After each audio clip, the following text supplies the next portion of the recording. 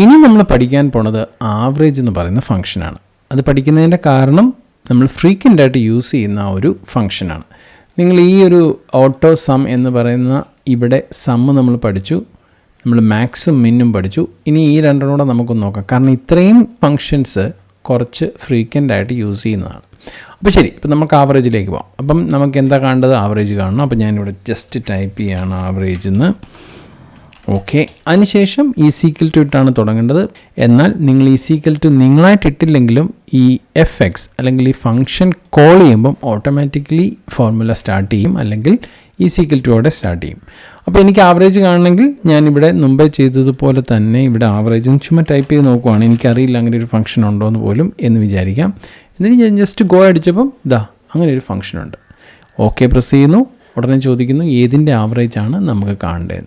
ഞാൻ ഈ ഒരു കോളം സെലക്ട് ചെയ്യുന്നു, എന്നിട്ട് ഓക്കെ പ്രസ് ചെയ്യുന്നു. ഇതാണ് ആവറേജ് 69.2.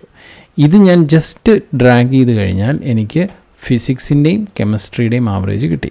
ഇനി നിങ്ങളിവിടെ കാണുന്നത് പോലെ 0.2 0.4 ആയിട്ടുണ്ട്. ഇത് ഹോൾ നമ്പറായിട്ട് നിങ്ങൾക്ക് കാണണം എന്നുണ്ടെങ്കിൽ ജസ്റ്റ് ആ സെല്ലിൽ റൈറ്റ് ക്ലിക്ക് ചെയ്യുക, ഫോർമാറ്റ് സെൽസ് ഉണ്ട്, ഫോർമാറ്റ് സെൽസിൽ വരിക, നമ്പർ ആക്കുക, എന്നിട്ട് ഡെസിമൽ പ്ലേസ് 2 എന്നുള്ളത് 0 ആക്കിയിട്ട് ഓക്കെ പ്രസ് ചെയ്ത് കഴിഞ്ഞാൽ അത് ഹോൾ നമ്പറായിട്ട് കാണിക്കും.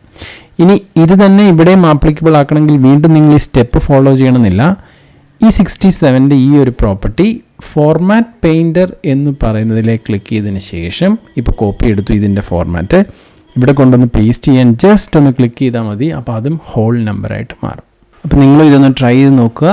ഈ എക്സൽ വർക്ക്ഷീറ്റും ഞാൻ റിസോഴ്സസിൽ ആഡ് ചെയ്യുന്നുണ്ട്. Thank you.